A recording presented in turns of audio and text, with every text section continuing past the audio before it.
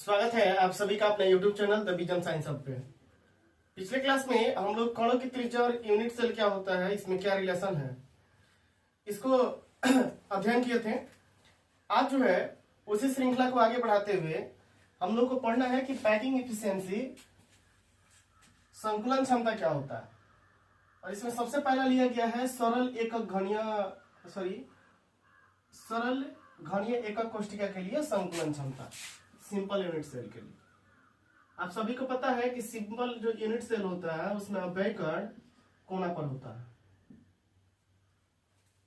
यदि हम इसके एक सरफेस को हम इधर बनाए, यहां जो है हमको समझने के लिए पार्टिकल्स को जो है छोटा छोटा बनाया गया, लेकिन मूल रूप से देखा जाए तो पार्टिकल्स जो है एक फेस पर, ये जो चार पार्टिकल्स है ये कुछ ऐसे होता है। मान लेते हैं कि इस गोले की त्रिज्या r है और इस गोले की त्रिज्या r है और इस भुजा की लंबाई जो है a। तो आपको पता है कि r और e के बीच रिलेशन होता है, यहां से r और r 2r equal to a। यदि हम r निकालें तो ये हो जाएगा a/2। रिलेशन होता है, हम लोग पहले भी पढ़े। तो अभी हमको संकुलन क्षमता निकालना है सरल घनीय एकक कोष्ठिका के लिए। आपको पता है कि यहां जो है कण है, मतलब कण का आयतन, या फिर इसी को देखा जाए तो एक गोला है, हम लिख सकते हैं कि गोले का आयतन। लिखेंगे संकुलन क्षमता, मतलब पीई, पैकिंग इफिशियंसी। तो संकुलन क्षमता हो जाएगा एक कण का आयतन, कण मतलब यहां कण कहने का मतलब होता है गोला, क्योंकि कण जो है गोले के रूप में होता है, और जो है एक यूनिट सेल का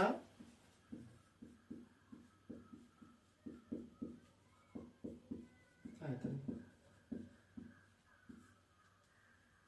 संकुलन क्षमता निकालने के लिए फॉर्मूला होगा एक कण का आयतन, क्योंकि कण जो है गोला है इसलिए हम यहाँ गोला का आयतन लेंगे, और यूनिट सेल का आयतन।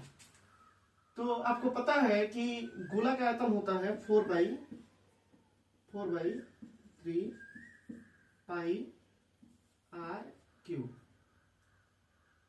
और यूनिट सेल का आयतन चूंकि यह घन है और घन का आयतन होता है a3, घन का आयतन होता है a3। यदि हम इसको ऐसे ही लिखे 4/3 है तो 4/3, पाई का वैल्यू होता है 22/7। r की जगह पर क्या लिख सकते हैं, क्योंकि r इक्वल टू होता है a/2, तो हम लिख सकते हैं a/2 का होल क्यूब बटा a3। यहां से a3 से a3 कैंसिल हो, या फिर एक स्टेप और देख लीजिए, एक स्टेप और देख लीजिए। 4/3 है तो 4/3, और पाई का वैल्यू होता है 22/7, तो 22/7 लिख लिए। r इक्वल टू होता है a/2, तो हमने लिख दिया a/2 का होल क्यूब, और नीचे है a3। इसको लिख सकते हैं 4/3 इंटू 22/7 इंटू a क्यूब, और ये 2 का क्यूब होगा 8 बटा का a क्यूब। यहां से a क्यूब से a क्यूब कैंसिल हुआ, और फिर 4 एकम 4 और 4 दूना 8, 2 एकम 2 और 11 दूना 22, 2 बार में कट जाएगा 22। तो यहां बचा ऊपर में 11 और नीचे में 7 त्रिका 21। 11/21। यदि हम 21 से 11 में भाग देंगे तो ये आएगा 0.52, इधर लिखते हैं 0.5238।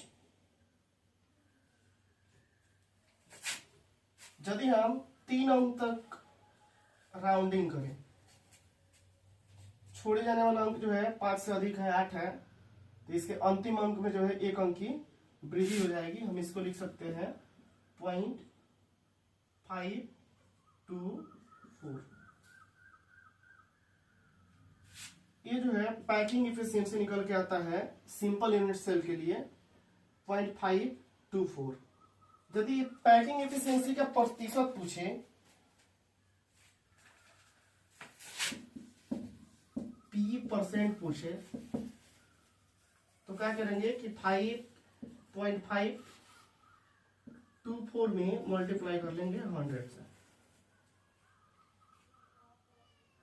2 अंक इधर घसक जाएगा तो ये हो जाएगा 52.4%। ध्यान रखना है कि जो सिंपल यूनिट सेल होता है उसकी पैकिंग इफिशियंसी 52.4% होती है। सामान्य रूप से पूछेगा तो 0.524 होती है। आप लोग इसका स्क्रीनशॉट ले लीजिए, महत्वपूर्ण है एग्जाम की दृष्टि से।